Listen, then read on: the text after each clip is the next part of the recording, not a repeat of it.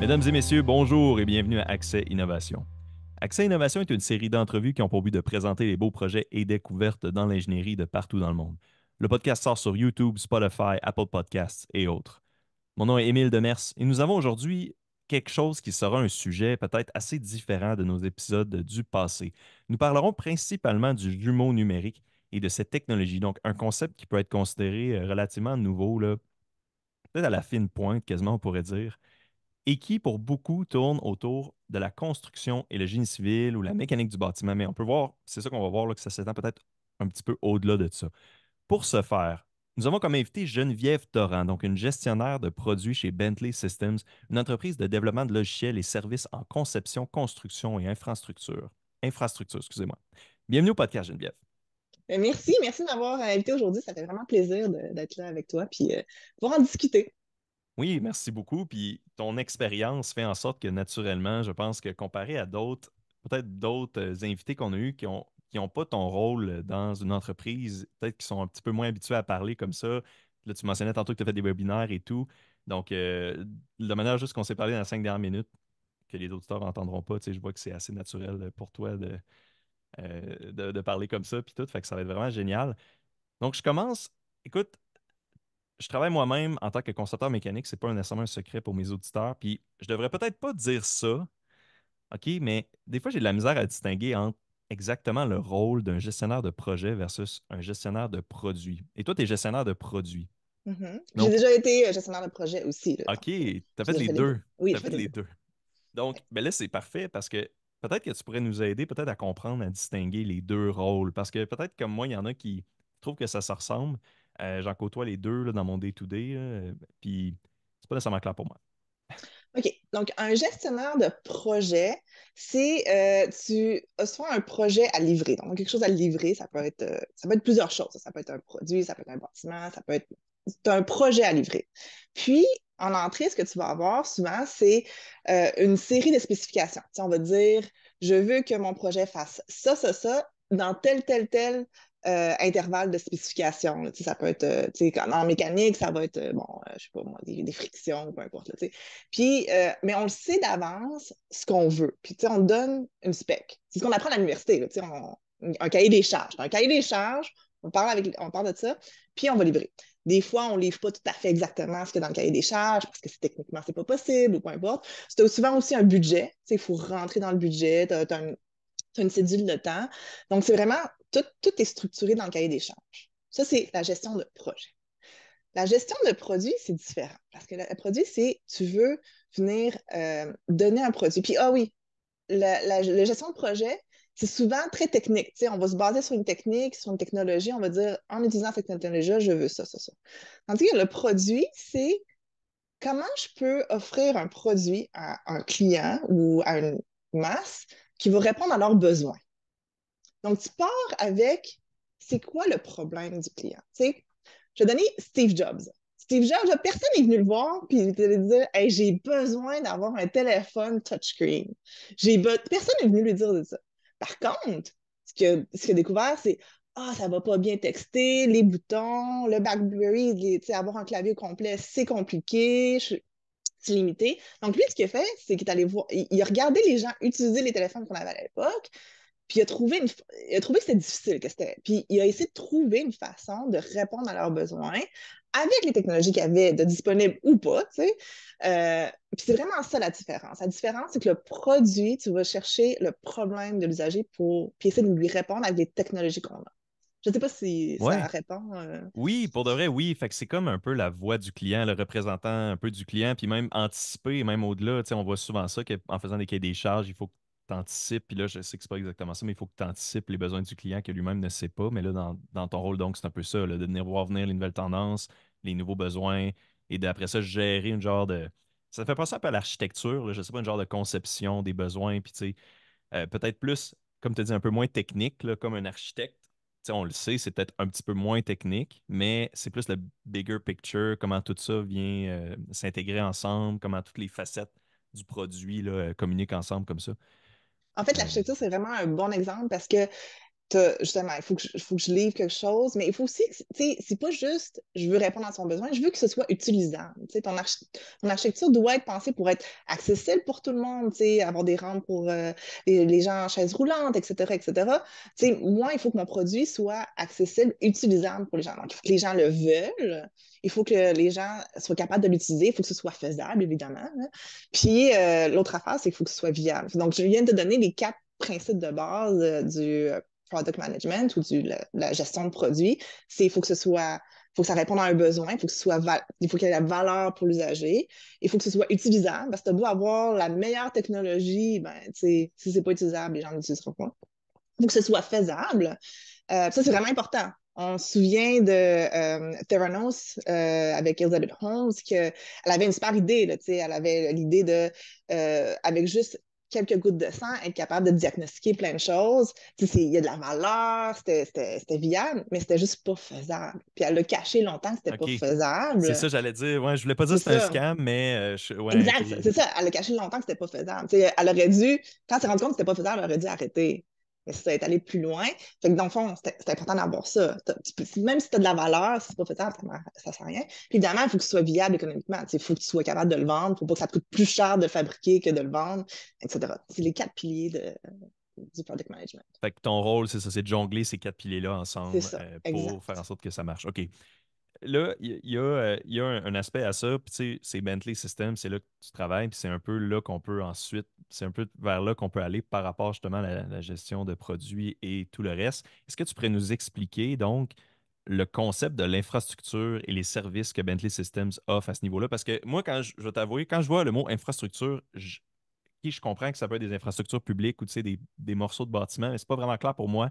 Parce qu'infrastructure, à cette heure, on dirait que ça peut être appliqué à large, aussi infrastructure web ou infrastructure de plein d'affaires. C'est pas juste des bâtiments, là. Mais vous êtes quand même relié à la construction. Fait que là, on dirait que c'était un Oui. peu. Je savais pas exactement c'était quoi. OK, donc Bentley Systems, ce qu'on fait, c'est qu'on répond, on fait des produits software, des produits logiciels pour le design, la construction et l'opération, donc la maintenance des infrastructures. Puis infrastructure, là, c'est large, là. Donc, c'est tout ce qui retient la société qui marche, là. Donc, tu sais, c'est les routes, les ponts, l'électricité, tout ce qui est électricité, là, le transport d'électricité, l'eau, l'assainissement des eaux. Il y a aussi, ben, des fois, quand on met tout ça ensemble, des fois, c'est des mini-campus. Tu sais, des mini-campus, c'est comme des mini-villes aussi, OK, là. ouais, parce que Donc, tout ce que tu as besoin est là. ouais. Et là aussi, donc on est vraiment dans tous ces domaines-là, aussi dans le manufacturier, dans le sens, tu sais, les grosses usines. C'est aussi comme des mini-villes aussi, là, tu sais, t'as plein d'actifs là-dedans aussi, etc. Donc, tu sais, on est vraiment dans tout ce domaine-là où on vient supporter les infrastructures civiles. Ah, puis on a aussi une compagnie sœur qui s'appelle Sequent, qui est tout ce qui est géotechnique. Donc, sur quoi on s'assoit, c'est toute le géotechnique en arrière aussi qui est là. Donc, on a plus que 200 produits, je pense. On est vraiment très, très gros. Puis ça, on couvre très large dans tout ce qui est génie civil. Puis, tu sais, en passant, là, le mot génie civil, là, ça vient, tu sais, on avait appris ça à l'université, là, mais tu sais, ça vient du temps romain, là, tu sais, où avant, on avait le génie militaire, tu sais, qui était tout ce qui est militaire. On avait aussi le génie civil qui servait à la population civile. D'où Ah, génie OK, c'est civil, ça le tu lien sais. entre les deux mots. Oui, Wow, oui, je donc c'est connaissais ça. pas la source Voilà. de Donc, ce mot-là. maintenant, c'est ça, là, Wow. c'est tout ce qui est dans l'infrastructure civile, c'est tout ce qui est là pour supporter les villes puis les infrastructures des citoyens. Les citoyens, OK. C'est ouais, puis ouais, il y a une affaire que tu m'as t'as mentionné, là, c'est vrai que des usines, des fois, c'est assez large, là, puis ça m'a juste donné des flashbacks là, quand un ancien emploi où je travaillais, puis c'était une usine, puis là, tu marches pendant des heures, ben pas des heures, là, mais tu marches. T'as Oh, l'impression que ouais. c'est des heures le temps que tu marches d'un bout à l'autre, puis les usines qui sont encore plus grosses que où j'ai travaillé, puis je le sais, ça peut être immense. Euh, puis là, donc, on a, OK, là, on comprend un peu ce que Bentley Systems fait. Puis là, pour progresser un peu là-dedans, puis c'est un peu le thème de l'émission, c'est le principe du jumeau numérique. Puis là, on en a déjà parlé dans le passé des modèles. On a fait un épisode avec un psychiatre de l'Université de Montréal, si je me rappelle bien, qui a généré un modèle du cerveau. Mais tu sais, c'est ça qu'on a mentionné à ce moment-là, c'est que les modèles numériques, puis les modèles en général, tu sais, c'est une estimation, c'est une approximation, une simplification qui t'amène à peut-être résoudre un problème ou tu sais, break down le problème en petits morceaux pour le résoudre plus simplement. Puis ce que je trouvais intéressant, j'avais mentionné à ce moment-là, c'est ça, c'est que les modèles, c'est tellement cool. Tu sais. Moi, je fais des modèles 3D dans mon rôle d'ingénieur mécanique. Fait que des modèles de 3D de la réalité, mais il y a d'autres sortes de modèles juste avec des chiffres dans MATLAB, là, que tu peux simuler une situation juste avec des chiffres. Puis un peu comme dans le film de Matrice, là, j'ai écouté la Matrice 4 là, récemment, fait que excuse-moi de la référence, je l'ai fait dans ma tête, là, mais ils lisent, dans Matrice, ils font juste lire les chiffres qui déroulent sur l'écran, ils lisent les caractères, puis là, ils voient là, qu'est-ce qui se passe. Là, je suis allé vraiment loin dans tout ça, mais le principe du jumeau numérique, ça me semble être relativement jeune comme sorte de modèle. Est-ce que ça existe depuis quoi, 10 ans à peu près, 20 ans? T'as-tu une idée de comment ça a commencé tout ça? En fait, ça existe depuis vraiment plus longtemps. Le concept existe depuis vraiment, vraiment plus longtemps. C'est le concept d'avoir, puis peut-être qu'avant, c'était pas nécessairement un jumeau numérique, mais c'est le concept d'avoir une représentation de toi ou de l'objet euh, à l'extérieur de l'objet pour pouvoir y faire des différentes choses. OK? Donc, la première utilisation vraiment d'un jumeau, puis je ne vais pas dire jumeau numérique parce que c'est vraiment un jumeau physique, on l'associe à la NASA dans les années 70. Puis, tu as écouté La Matrice il n'y a pas longtemps. Moi, j'ai écouté Apollo 13 il n'y a pas longtemps. Donc, c'est dans la mission Apollo 13 où on avait des simulateurs. Donc, ils avaient vraiment reconstruit exactement comme la navette qui allait partir dans l'espace, des, euh, des simulateurs physiques dans les bureaux de la NASA. Puis, si tu vois le film, on le voit au début, ils vont s'entraîner, ils s'entraînent dans les simulateurs. Puis c'était vraiment fait pour s'entraîner. Au début, c'était vraiment pour les préparer à leur mission dans l'espace. Mais une fois qu'ils sont partis en espace, on sait, il y a le film, il y a eu des problèmes. Il y a eu des explosions, etc. Donc, ce qui est arrivé, c'est qu'ils ont dit, on va reproduire ce qui se passe en ce moment dans l'espace, parce que clairement, eux, ils ne pouvaient pas aller les aider, ils ne pouvaient pas aller accéder à leur fusée. On va recréer, avec nos simulateurs, on va recréer l'environnement dans lequel ils sont, puis on va essayer de trouver des solutions. C'est comme ça, c'est une des façons qu'ils ont réussi à trouver des solutions. Donc ça, c'est vraiment l'idée du jumeau de ton actif. C'est vraiment utiliser une réplique aussi proche que possible avec toutes les informations externes que tu as dans ton jumeau pour pouvoir le faire. Donc, de là, après, évidemment, on est allé vers la numérisation, avec l'avènement des ordinateurs, puis tout ça, la possibilité. Et là, on parle de jumeaux numériques où on a une représentation de quelque chose de physique qui existe. Ça peut être quelque chose qui va exister, qui n'existe pas encore, mais de quelque chose de physique, de réel dans le monde, dans l'espace numérique virtuel. C'est intéressant comme exemple Apollo 13 parce que, comme tu as mentionné, c'était un jumeau non pas numérique, mais juste, mettons, un jumeau ou un modèle.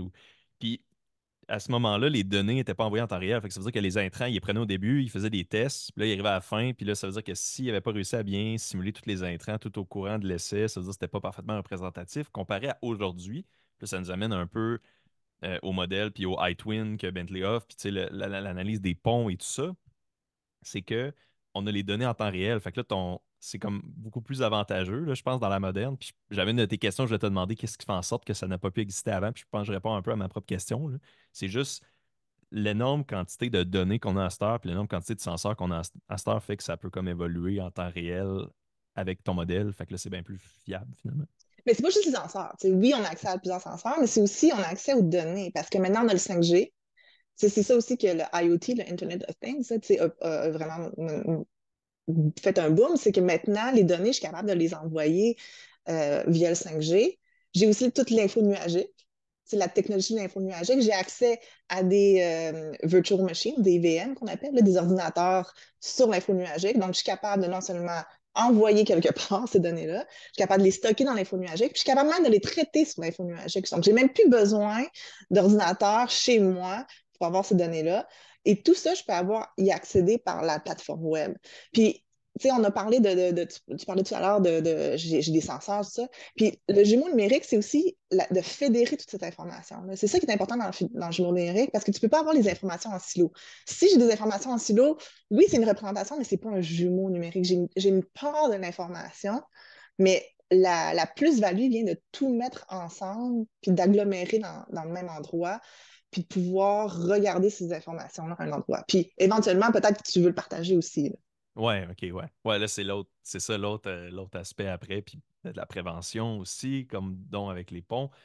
Euh, c'est ça, ouais, puis tu sais, fait que la 5G, c'est le fait que quoi, les données sont beaucoup plus rapides qu'avant. Donc, ce qu'on a, c'est qu'on a on a accès à beaucoup plus de données, donc c'est beaucoup plus réaliste qu'avant. Mettons le 3G, la quatrième génération. Je pense que c'est surtout une question de être capable de transférer beaucoup de données rapidement à peu de coûts. Là. Avant, avant le data, ça coûtait super cher. Là, nos forfaits, jamais on se mettait sur le 5G pour faire un appel Zoom ou Skype ou peu importe. Là, avec streaming, maintenant ça se fait. Les coûts ont grandement baissé aussi. Donc, il y a un transfert de le nombre de données qu'on peut faire beaucoup plus rapidement. Donc, on peut aller accéder plus rapidement. On peut faire un échantillonnage beaucoup plus fréquent sur nos senseurs, etc. Il y a une autre affaire aussi de ce que tu as mentionné, c'est le computer, processer les données dans dans le nuage, là, j'ai oublié le mot, là. L'info Télé, nuagique. télénuagique? Info nuagique. Infonuagique, ok, merci. Puis, il y a un exemple de ça, mettons, moi, dans mon quotidien, entre guillemets, je l'utilise pas vraiment, mais il existe un logiciel de modélisation 3D qui s'appelle Fusion. Puis Fusion, si tu payes un abonnement, puis je pense que ça fait partie peut-être d'une suite c'est-tu relié à SolidWorks ou Adobe, en tout cas. Avec Fusion, je pense que c'est Adobe. Tu peux payer l'abonnement, tu peux travailler là-dessus sur n'importe quel ordinateur qui n'est pas fait pour faire des modèles 3D, mais vu que ça fonctionne avec les données, avec le Wi-Fi, tu sais, c'est juste un serveur externe qu'eux autres qui roulent, puis auquel tu as accès, fait que tu as juste besoin d'un Internet, là, puis tu es capable de faire toutes sortes d'affaires que avant tu n'aurais pas été capable de faire sur ta machine. Là. Fait que on voit vraiment le gain à ce niveau-là. Là. Puis les frais, je dirais, des machines virtuelles là, dans l'info nuagique sont vraiment surprenamment peu chers. Puis il y a tout un, tu sais, si on les réserve d'avance, puis ça, il y a tout un mécanisme qu'on peut avoir, là, puis ça peut vraiment coûter peu cher. OK, OK. Tu veux dire, on réserve, ouais, on réserve c'est quoi, des terras et des terras d'avance. On se dit, nous, on va acheter des serveurs, on se loue des serveurs d'avance. C'est plus une location, ouais, c'est ça. Ouais. C'est des locations. Ouais. Ça, Puis, tu sais, il y a OK. aussi le temps ça va dépendre des architectures, mais c'est le temps de démarrage, par exemple, va te coûter plus cher ou va te prendre beaucoup de temps. Donc, tu sais, si tu le sais, ça dépend de ton processus, là, mais si tu le veux en continu, il faut tout le temps que tu l'aies allumé. Sinon, tu peux aussi dire, bon, ben, je vais faire un batch processing. Donc, tu sais, tu peux réserver des temps où tu sais que la demande est moins forte, donc tu vas avoir des prix moins bas, ben, plus bas plutôt. Donc, Mhm. Pour ça. il y a tout un modèle Aïe, d'affaires là, aïe. là-dessus. Là. Je suis pas très ferrée là-dessus, OK. mais il y a un bon modèle d'affaires là-dessus. Je vais pas trop pousser là-dessus d'abord, là, mais ça me fait juste penser, mettons, des jeux vidéo. Il y a beaucoup de jeux vidéo qui ont, mettons, un mode en ligne. Puis là, quand tu arrives la première journée au mode en ligne, il y a beaucoup d'attentes. Là, tout le monde veut jouer à ça. Puis là, tout le monde se connecte sa première journée. Ou des sites web aussi, ça fait ça. Ou des réservations de billets du FEC, là, tu sais. Là, il y a tellement de monde en ligne en même temps que ça plante. Puis là, moi, je me dis tout le temps, ouais, mais tu sais, ça veut dire c'est ça, faut qu'il prévoit d'avance le nombre de gens qu'il va avoir. Il faut que la capacité du serveur soit capable de le permettre. Fait que la location est quand même intéressante à ce niveau-là, puis c'est quand même logique de le louer. Parce que tu veux pas payer les frais upfront d'acheter des serveurs pour ta première journée qui est vraiment intense, puis les résultats avoir pas beaucoup de demandes. Là. Que je trouve ça intéressant à ce niveau-là.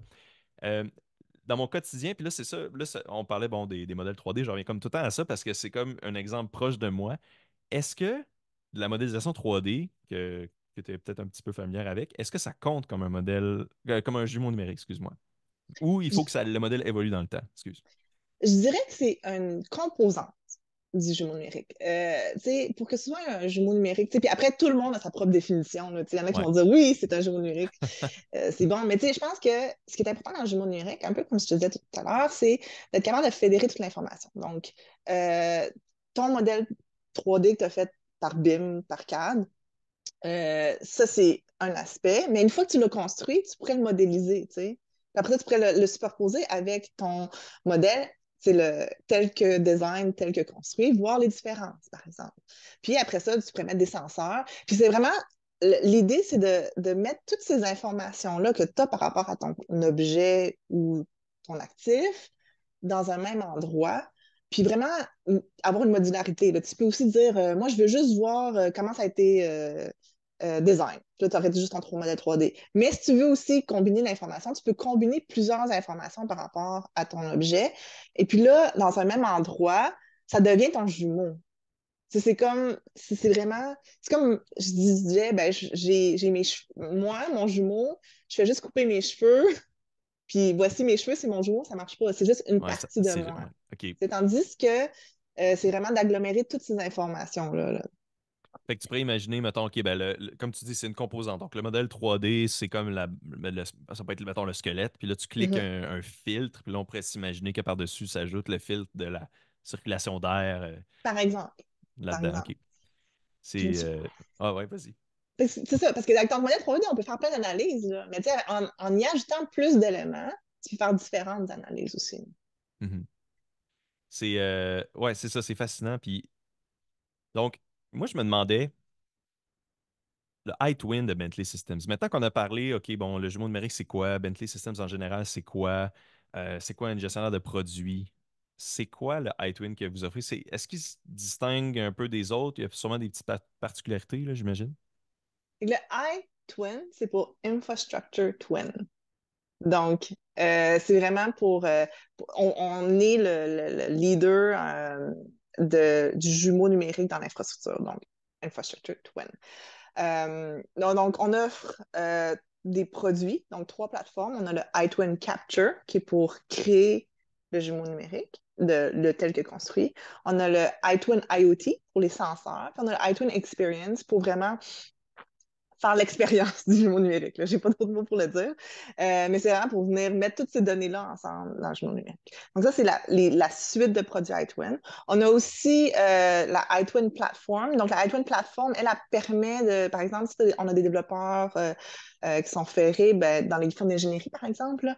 Donc c'est de vraiment pouvoir prendre les API de la iTwin Platform puis créer sa propre plateforme avec le jumeau numérique de l'infrastructure des iTwin. Donc, tu sais, puis à ce moment-là, on peut intégrer les BIM, les modèles, là, les dessins BIM, et puis tout ça. Là. Donc, c'est notre offre de produits un peu, ou notre plateforme iTwin, si je peux le dire. Qui vous Après, distingue. on a d'autres produits aussi qui sont basés sur la technologie iTwin, là, mais vraiment, l'offre iTwin, ça se résume rapidement à ça. On peut aller plus en détail, là, mais rapidement, c'est OK. ça. OK, puis c'est ça. Puis en fait, j'imagine qu'on va quand même aller dans le détail en lien avec surtout l'inspection des ponts, que je trouvais vraiment intéressant comment c'était fait. Mais peut-être avant ça, il y avait un des termes là, qui semblait être intéressant, je pense, pour ça, qui était la photogrammétrie.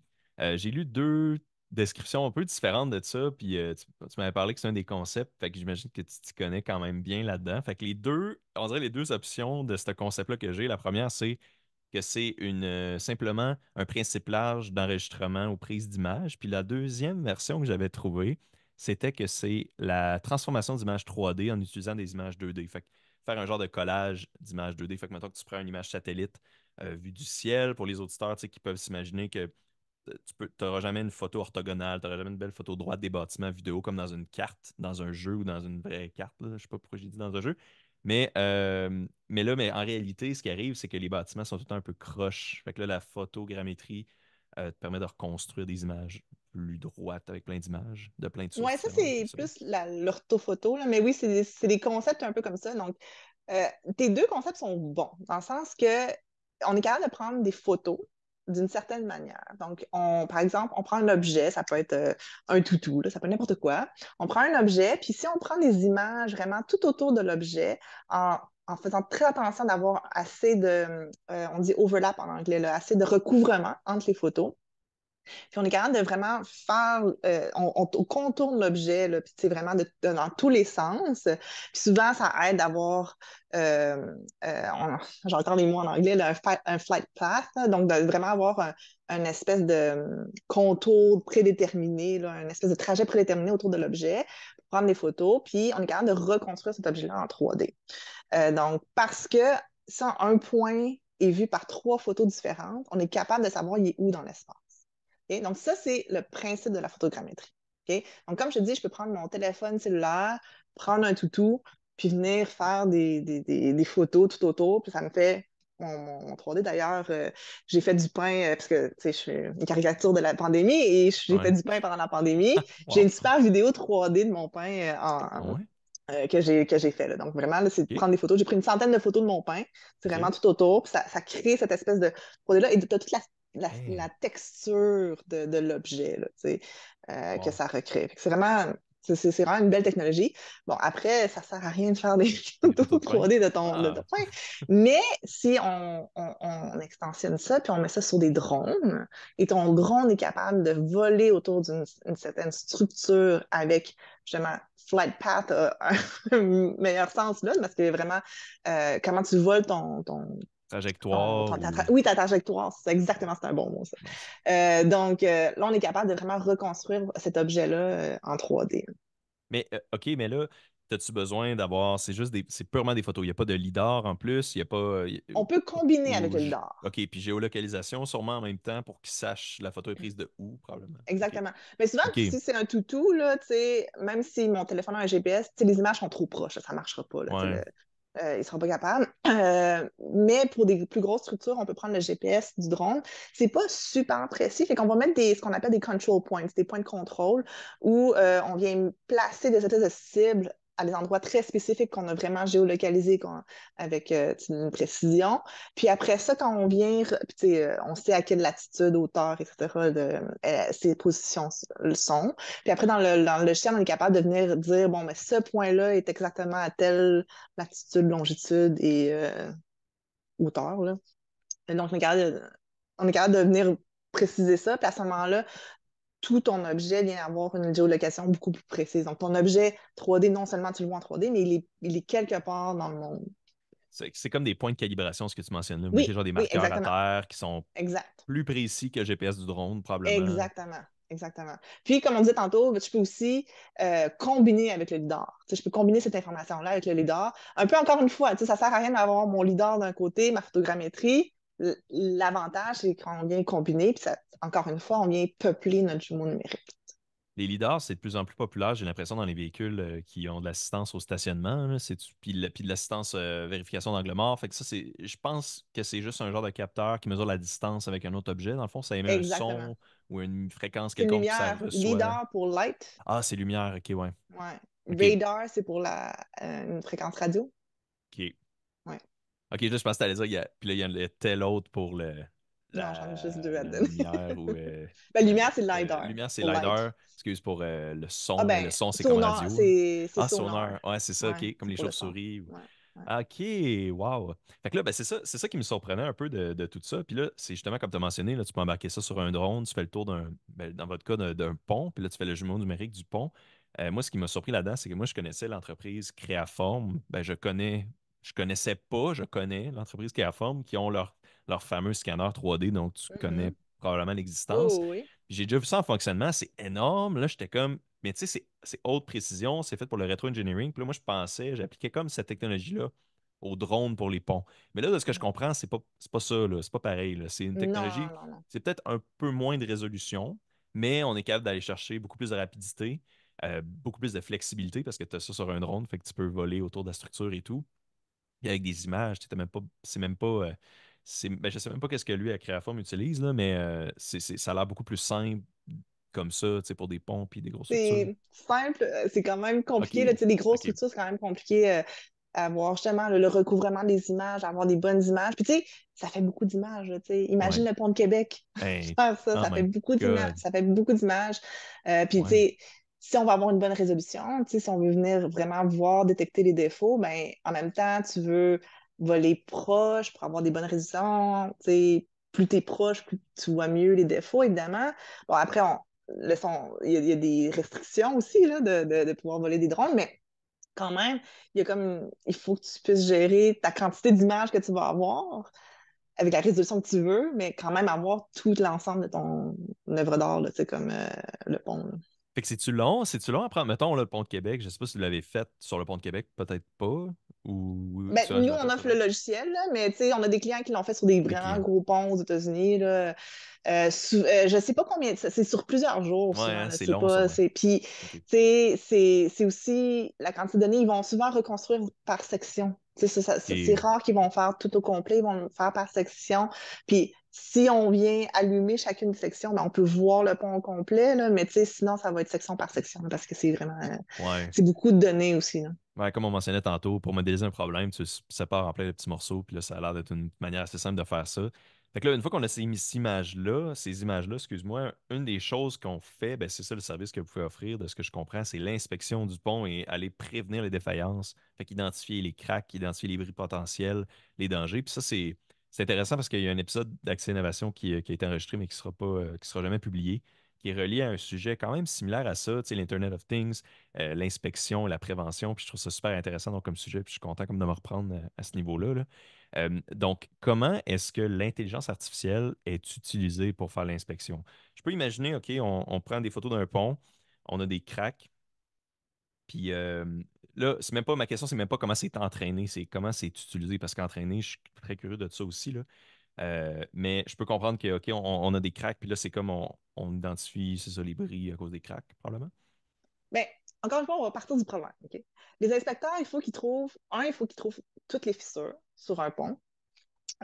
C'est déjà très fastidieux à faire, de toutes les trouver. Il faut OK. les rapporter aussi. Il se Il promène, faut, là, il se promène avec son il se calepin, promène, puis ouais, exactement, il se promène avec son calepin, il doit dessiner, souvent il dessine à la main la fissure, puis il essaie de reproduire ce qu'il voit, il essaie aussi de documenter, tu sais, dans son rapport ce qu'il voit, puis faire ça pour chaque fissure. Donc, tu sais, c'est hyper fastidieux. Puis là, mettons qu'on a fermé le pont pour le faire.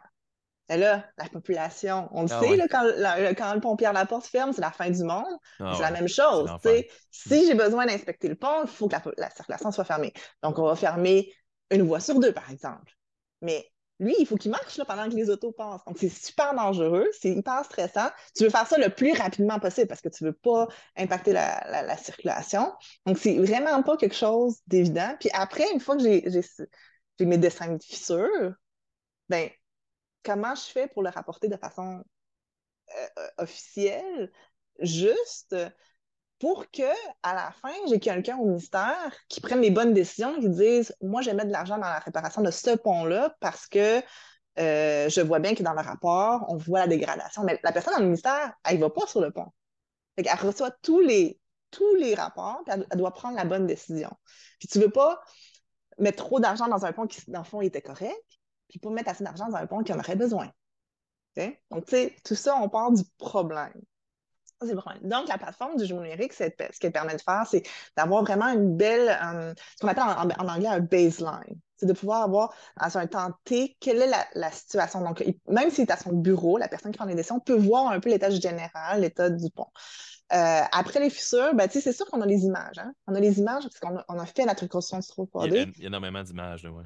Puis la technologie d'intelligence artificielle, de computer vision, de vision machine pour détecter des choses est super mature. C'est quelque chose qui existe depuis quelques années déjà. C'est super mature. Donc, ben, c'est un peu naturel de dire, ah, je vais aller détecter les images. Donc, nous, on a cette représentation 3D, on a les images 2D. Et ce qu'on fait, c'est qu'on prend la détection de fissure et on la met sur le 3D. Donc, non seulement tu l'as sur l'image, mais tu l'as sur le 3D, puis tu es capable de savoir elle est où, cette fissure-là, sur le pont physiquement. On est capable d'avoir sa longueur, sa largeur, puis avoir toutes ces caractéristiques-là. Puis, c'est beaucoup plus facile d'avoir un rapport maintenant plus détaillé de l'endroit, de quoi elle a l'air. J'ai pas besoin de dessiner à la main. Donc, c'est beaucoup plus rapide. Puis, juste pour communiquer cette information-là, on vient vraiment simplifier la tâche pour les inspecteurs, puis pour ceux qui reçoivent le rapport d'inspection aussi. Fait que comment les quatre volets que tu as mentionnés tantôt, je pense que c'était quatre volets à Icewind, comment est-ce que ces quatre volets-là s'appliquent? Peut-être en résumé, c'est possible, peut-être c'est trop compliqué d'embarquer dans le détail, mais comment est-ce que ce serait possible d'expliquer comment ces quatre volets-là se représentent dans l'inspection des ponts? C'est une super bonne question. Donc, on a la valeur. Donc, clairement, on a la valeur parce on vient réduire les fermetures, on vient aider l'inspecteur. Donc, il y a vraiment de la valeur à ce niveau-là. Je ne veux pas répéter tout ce que j'ai dit, là, mais on a parlé de la valeur. Mhm. Ouais. Il faut que la plateforme soit facile à utiliser. Ça, je ne peux pas vraiment en parler. Je pourrais montrer la plateforme, faire une démo, mais il faut vraiment que l'information soit facile d'accéder. C'est ce qu'on propose. Donc, les inspecteurs sont capables de trouver les fissures, mais aussi dire, bon, ben, les mettre en tant que problème. Donc, on vient mettre des pins à des problèmes. Puis vraiment, on a aussi un de nos collaborateurs, un de nos usagers, qui l'a utilisé pour faire la pré-inspection.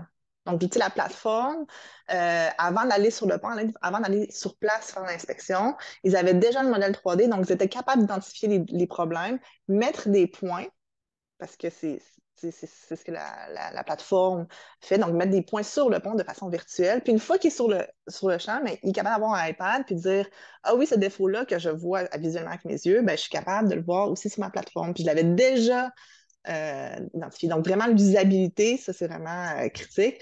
Après, faisabilité, bon, ben, c'est tout ce qu'on a dit avec la photogrammétrie, avec l'intelligence artificielle. Ça, c'est toutes les technologies qui viennent faire que cette plateforme-là puisse exister. Puis après, ben, c'est la vente du produit. Puis là, c'est vraiment intéressant ça de voir les 4 volets du début appliqués. Puis là, dans le fond, concrètement, mettons, puis c'est comme tu as mentionné, l'analyse d'images par l'intelligence artificielle, c'est quelque chose qui est assez mature. Puis justement, dans l'épisode que j'ai parlé tantôt du modèle numérique du cerveau, le psychiatre, il me mentionnait, puis j'ai oublié son nom, là, je me sens vraiment mal, mais il mentionnait que à cette heure, tu peux carrément prendre une photo là, des, euh, des moles que tu as sur la peau, j'ai oublié le mot en français, là, des, des, Des graines de beauté puis des, des taches. Hein. ouais, des genres de taches, grains de beauté qui pourraient peut-être être cancérigènes, puis tu peux le laisser analyser, voir c'est quoi le risque, l'instance de risque, puis si tu devrais consulter un professionnel. Donc, dans le cas de l'inspection des ponts comme ça, comment est-ce qu'on entraîne ces modèles-là d'intelligence artificielle? Est-ce que c'est simplement de dire on a plein d'images de ponts, on connaît, on sait qu'ils se sont effondrés par après, puis on shoot ça dans le système, puis on dit ah, ben ça, il s'est effondré après tant de jours, puis on le laisse cruncher les données ou En concrètement fait, comment? je vais parler de façon générale, puis quand ça s'applique dans les ponts. Donc, l'intelligence artificielle, ça s'entraîne sur le plus de données possible. OK?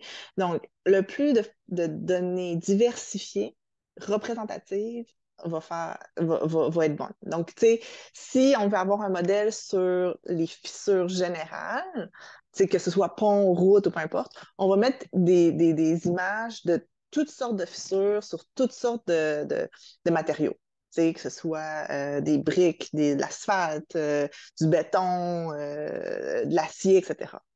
Si on en veut un spécialisé pour. Si on en veut, on peut aussi les tweaker. On peut aussi venir rajouter beaucoup, beaucoup d'images de pompes. Là, à ce moment-là, il va être très performant sur les ponts, mais moins performant sur les autres actifs. Puis dans le fond, ce qu'on fait, c'est que on prend des approches, il y a plusieurs approches, mais si on prend l'approche classique, supervisée, c'est qu'on prend une image et on va venir dire sur cette image-là qu'il y a une fissure, on va venir dire où est la fissure.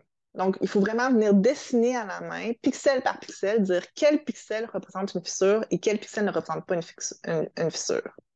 Donc, sur l'image, en fond, c'est comme dans Paint, je viendrais dessiner la fissure de façon numérique, puis je dis, ben, tout ce que j'ai dessiné, les pixels qui sont en dessous, ça veut dire que c'est une pixel qui représente une fissure et le reste ne représente pas une fissure. C'est important d'avoir aussi des images saines dans notre entraînement. Là. C'est sûr que si on parle de fissure, ben, la fissure représente une infime partie de mon image. Donc, on peut dire que le reste, c'est des images saines. Et ce que je vois, la fissure, c'est des images comme avec défaut. Mais en général, là, si c'est des défauts plus gros, ça, c'est important aussi d'avoir des images sans défaut. Faut dans l'entraînement pour que le modèle puisse apprendre c'est quoi la différence entre quelque chose qui est sain et pas sain. OK, ouais, ben, fait que ça, OK, fait que ça, c'est vraiment la version supervisée, tu mentionnes. Fait que ça, c'est vraiment, on aide, on assiste le modèle pour qu'il comprenne. Fait que là, y a-tu une autre, tu dis ça, il y a une autre méthode? Ah, il y a plein de méthodes. OK, Ça peut être des OK, méthodes, semi-exemple. OK. on peut avoir des méthodes semi-supervisées où on va donner à l'algorithme seulement des images saines. Fait qu'on donne juste des images saines, puis là, on va dire, dès qu'il y a quelque chose d'un peu différent, lève le drapeau. Ouais, c'est ça. Puis là, à ce moment-là, c'est souvent aussi beaucoup plus facile. Souvent, on a plus d'images saines que non saines là, dans Ouais. la vie, là, on Ben oui, c'est ça.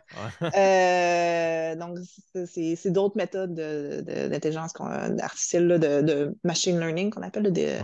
À voir. Puis là, ça, c'est une question là, que je comprends pas parce que pour moi, l'intelligence artificielle, je le vois même pas encore comme un produit commercialisable, on dirait dans ma tête. C'est comme tellement nouveau, Pourtant, puis tu l'utilises à tous les jours. oui, oui, puis en passant, puis oui, je suis conscient de ça, puis en passant Bing AI, là, je l'adore, là, j'y pose tellement des questions, là, puis j'adore y poser des questions.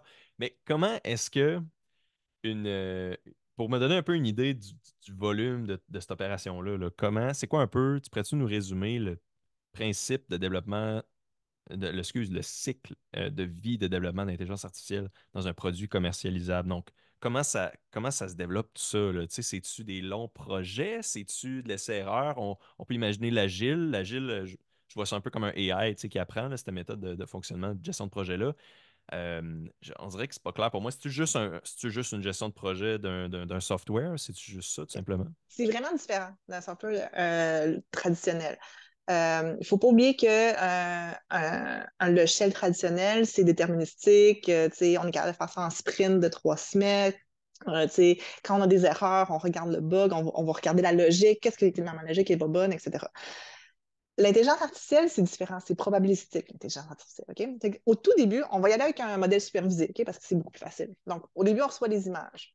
Il faut déjà avoir accès aux données. Donc, légalement, est-ce que j'ai accès aux données? Est-ce que l'utilisateur a donné accès aux données, etc. Ça, c'est premièrement. Bon, mettons qu'on a accès aux données. Il faut s'assurer qu'on respecte GDPR. Il faut anonymiser les données. Il faut s'assurer qu'il n'y ait pas d'informations personnelles que je peux aller chercher sur ces données-là. Il faut vraiment tout anonymiser. Donc, les visages, les plaques d'immatriculation, tout ça, c'est anonymisé. S'il y a des noms qui apparaissent pour des documents, etc., il faut anonymiser ça. C'est Une fois qu'on a intéressant, fait ça. ça, OK, ouais, oui. ah, vas-y. Ben, Non, non, on peut rentrer là-dedans. je sais pas, je trouve ça intéressant parce que oui, puis tu sais, ça rentre en même temps dans le débat un peu le plagiat là, qu'on entend parler, là, les artistes qui se Mhm. font comme voler leur art avec l'art généré par intelligence artificielle. Fait que là, ça veut dire qu'il y a tout un domaine de loi qui est en train comme d'apparaître, j'ai l'impression, là, relié à l'intelligence artificielle et la gestion de ça. Tu sais, tu veux pas justement, tu veux pas générer du texte officiel puis publier ça, dans le fond une description d'un site web de ta compagnie, puis que là, finalement, ou sur une description de produit, finalement, ce texte-là a comme été volé par l'intelligence artificielle d'un autre, d'un autre place. Mais en même temps, c'est comme quand tu es inspiré par un texte, tu sais, c'est un peu ça que tu fais, tu vas comme voler des morceaux. Fait que c'est comme je trouve que c'est vraiment un bon dilemme, puis c'est vraiment un sujet crunchy pour des gens qui sont en droit, là, finalement, là. En fait, c'est vraiment intéressant qu'on en parle parce que ça, on parle plus de generative AI. C'est ce que moi, ce que je te parlais, c'était plus, Ouais. c'est pas du generative AI, c'est la détection de tout ça. Mais dans Ah le ouais, generative AI, c'est sûr qu'il y a tout cet aspect de propriété intellectuelle qui ouais, rentre. T'sais. Puis justement, il y a plein de compagnies là, qui veulent pas nécessairement partager. Ils voudraient avoir de l'intelligence artificielle, mais ouais, ils veulent pas partager leurs données. Parce que, tu sais, ouais, toute cette expertise-là que tu as eue pendant des années d'écrire des textes ou, tu sais, en ingénierie civile, de faire des designs d'ingénierie, mais tu veux pas le partager. Mais tu aimerais ça avoir cette espèce-là de, de, de de levier que tu pourrais avoir avec l'intelligence artificielle. Donc, on a eu une conférence annuelle il n'y a pas très longtemps, puis Julien Mout, notre CTO, a bien dit que chez Bentley, nous, ce qu'on va faire, c'est que les données pour des compagnies, pour utiliser ces outils-là de Generative AI, elles vont rester aux compagnies. On ne viendra pas faire un modèle général pour tout le monde pour que ta propriété intellectuelle rentre dans l'entraînement pour que ton ouais. compétiteur puisse l'utiliser. Elle T'sais. rentre pas dans le bucket, là. T'as ta C'est propre ça, bucket, t'as exact. ta propre entraînement. T'sais, OK. pour que lui puisse générer quelque Ouais. chose à ce niveau-là. OK. Donc, ça, c'est vraiment intéressant. Mais si on revient à la question de Ouais, départ, qui excuse. était de faire comment on fait pour détecter les objets, puis, ou les objets ou les défauts, le cycle. Donc, si on revient, on était à j'anonymise mes données, je les ai mis clean, il n'y a pas de données personnelles. Après ça, ce qu'on va faire, c'est qu'on va venir annoter, comme j'ai dit. On OK. va Bon, ouais, vraiment venir manuellement, ouais. annoter manuellement. Ça peut être super fastidieux, Ouais, comme ben oui. les fissures. Puis c'est souvent quelque chose on pense que c'est trivial, mais c'est vraiment compliqué parce que souvent, on n'a pas l'expertise. OK.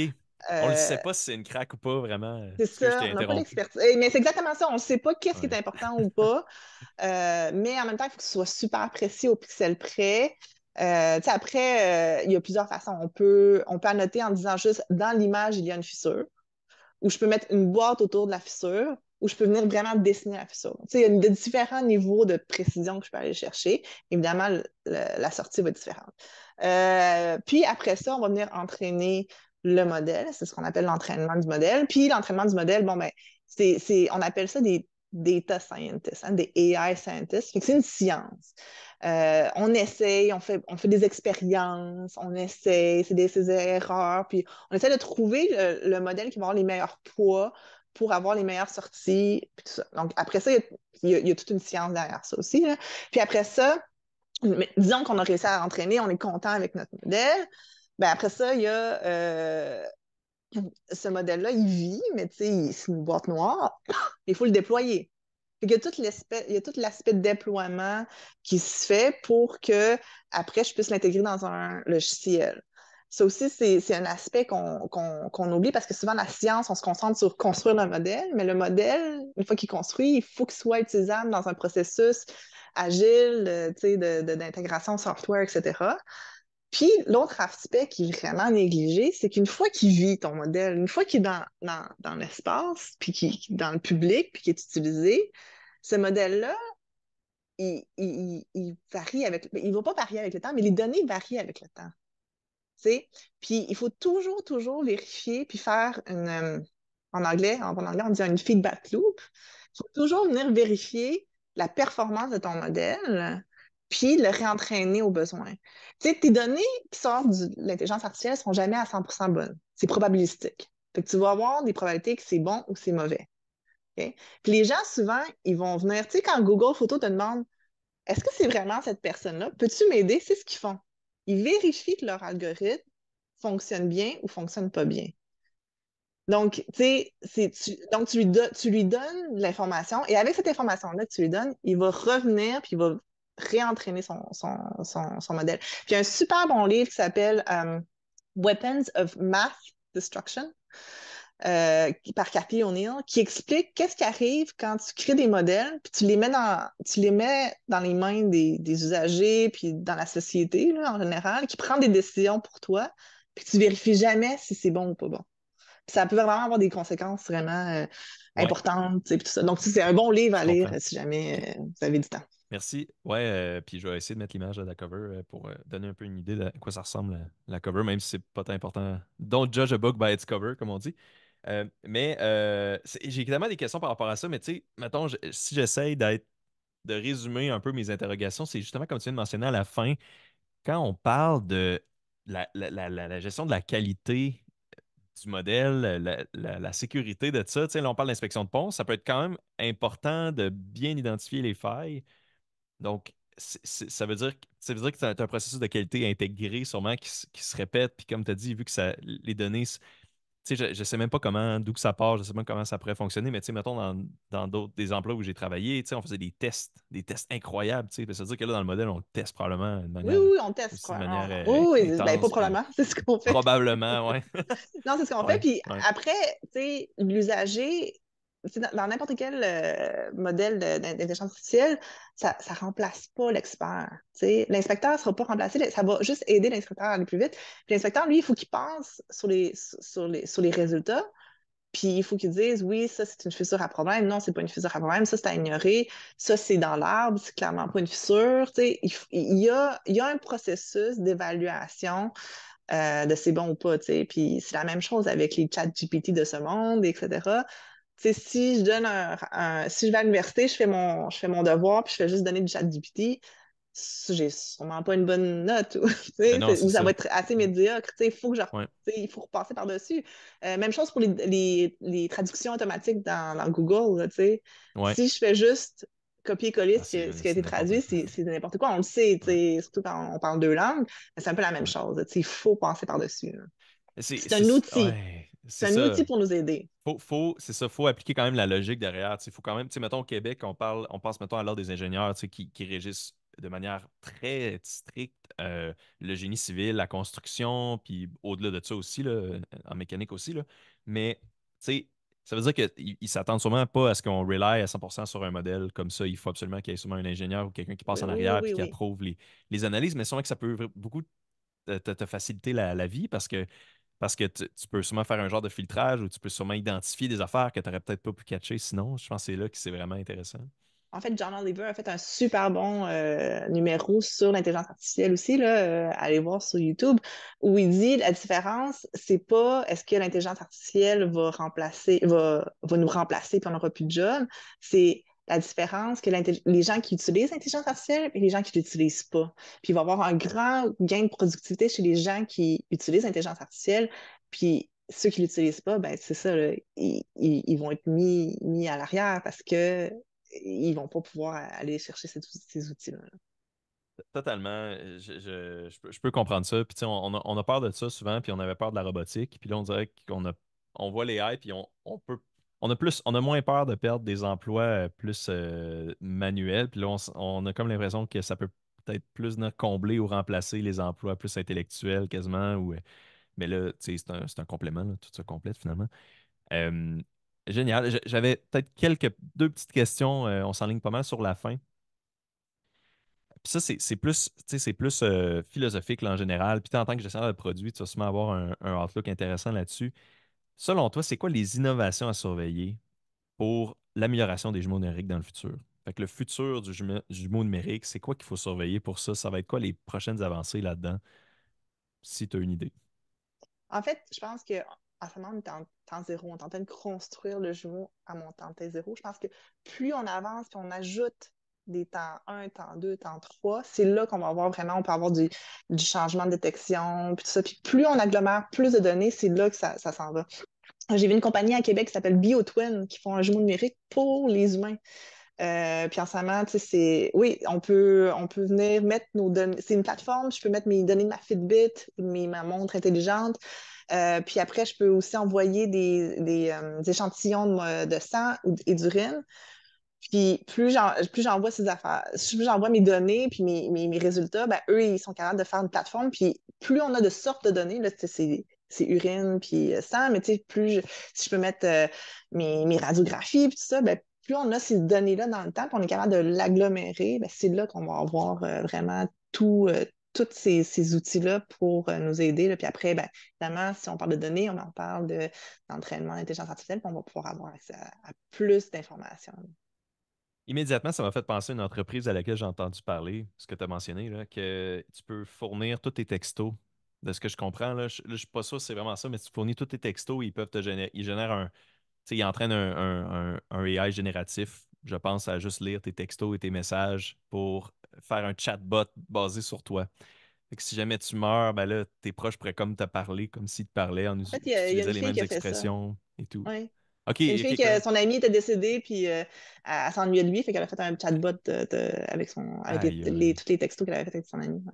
C'est fou. On dirait que je peux même pas me mettre dans ce mindset-là de qu'est-ce que ce serait de parler à un AI comme ça. En tout cas, c'est déjà un peu uncanny là, de parler à un AI des fois là, t'as l'impression c'est vraiment c'est très très intelligent en tout cas. Puis là finalement, donc pour terminer là, dernière question pour toi. Comment est-ce qu'un jumeau numérique, puis je pense que c'est une belle manière de terminer, là, comment est-ce qu'un jumeau numérique pourrait être utilisé donc, dans d'autres domaines que la construction? Puis tu sais, on en a un peu glissé des mots, mais tu sais, y a-tu d'autres exemples de jumeaux numériques que, OK, un bâtiment, puis là, tu ajoutes plusieurs layers au bâtiment. Y a-tu, tu sais, je sais qu'il y a d'autres aspects pour ça, là, puis c'est ça, je suis curieux d'en entendre un peu plus J'en ai là-dessus. parlé un peu avec le BioTwin, donc Ouais. il y a l'humain. Ouais. Tu sais, je pense que c'est une compagnie de Québec, une super belle compagnie de Québec aussi qui fait ça. Mais dans tout ce qui est représentation du réel, là, donc tu sais, souvent dans le manufacturier ou dans l'aviation, ton avion, tu vas avoir un jumeau numérique de ton avion. Vraiment, je pense que ça s'applique à tout. En fait, je me souviens, j'étais en stage en 2005 chez Stryker Médical. Puis, j'avais reçu un livre qui parlait de justement comment le numérique allait permettre de faire des simulations puis pas faire des prototypes réels. Donc, tu sais, puis ça, c'était pour les lits d'hôpitaux. Tu sais. Donc, Ouais. vraiment, je pense dans tout ce qui est aspect réel, c'est physique, qui existe dans le physique, je pense que le jeu numérique va vraiment pouvoir être utilisé. Totalement. Tu sais, en tant que consultant mécanique, j'ai vraiment hâte. Moi, c'est plus la réalité augmentée, mais je pense qu'il y a beaucoup d'aspects qui relient le Digital Twin avec la réalité augmentée. J'ai hâte de pouvoir, mettons, comme on avait vu dans le démo, il y a une vidéo démo de HoloLens, je pense, Microsoft HoloLens ou le Google Glass, je sais pas lequel, il y a une dizaine d'années qui était sorti, puis dans la vidéo démo, tu sais, il faisait la conception d'une moto, puis là, tout le monde pouvait voir la moto au centre de la table, puis il pouvait la tourner, acheter des pièces et tout ça. Pour moi, c'est comme tellement fascinant cet aspect-là, puis c'est ça, j'ai vraiment hâte, on dirait. Ah, mais ça se Euh, fait déjà, je là. sais. Dans le pont, on le Je fait. sais. Dans le Ah pont, on ouais, le fait. vous avez des lunettes, puis On a des vous êtes lunettes, là. puis OK. Ah on le ouais. voit. Puis, tu sais, il y en a, c'est des Wow. gaming, c'est des gaming stations, là, si on veut. Là. Puis, il y en a qui sont sur leur desktop. Il y en a un qui l'a sur la tête. Puis, on est capable de collaborer entre desktop puis VR aussi. Non, oui, Aïe, ça se fait aïe. déjà. OK, je Mm. pensais. Ah ouais, puis tu sais, tu vois, je savais même pas que c'était à ce point-là. Fait que ouais, ça ajoute comme un degré d'intéressant là, tout ça, Pour, à votre technologie, là. c'est ça. Puis, pour les formations, c'est super utile. pour les Ah gens, ouais. pour former les inspecteurs, puis tout ça, là. On n'est pas obligé d'aller sur place, puis tu sais, on peut vraiment former nos jeunes inspecteurs via soit la réalité augmentée ou la réalité virtuelle, là. Ouais, puis tu sais, je vais finir avec ça parce que là, c'est ça, j'ai comme peur que notre meeting il nous kick, mais c'est juste que j'ai vu une affaire, je pense que c'est les usines d'Intel où ils font les chips, là, c'est des usines assez avancées là, aux États-Unis, je pense, où ils font les chips, puis justement, là, t'as l'opérateur, puis là, il met ses lunettes HoloLens ou Google Glass, je sais pas lesquelles, en réalité augmentée, puis là, il voit les outils qu'il doit prendre, il voit exactement ce qu'il doit faire, un peu comme, je pense que tu mentionnes, là, fait que pour la formation et tout ça, c'est très intéressant, là. Euh, c'est génial. Ben, ça conclut pas mal l'émission pour aujourd'hui. Geneviève, merci énormément pour ta présence. Je te Merci de laisse le m'avoir micro. invité. C'est ça, ouais, Merci de m'avoir invité, ça fait c'était super plaisir. agréable. Ouais. Si jamais là, c'est ça, si jamais il y a d'autres sujets reliés à ça, là, n'hésite pas à me revenir si tu veux revenir au podcast. Toujours la bienvenue. Merci surtout aux auditeurs d'avoir écouté Accès Innovation. Pour plus d'informations, consultez nos pages Facebook et LinkedIn. À la prochaine.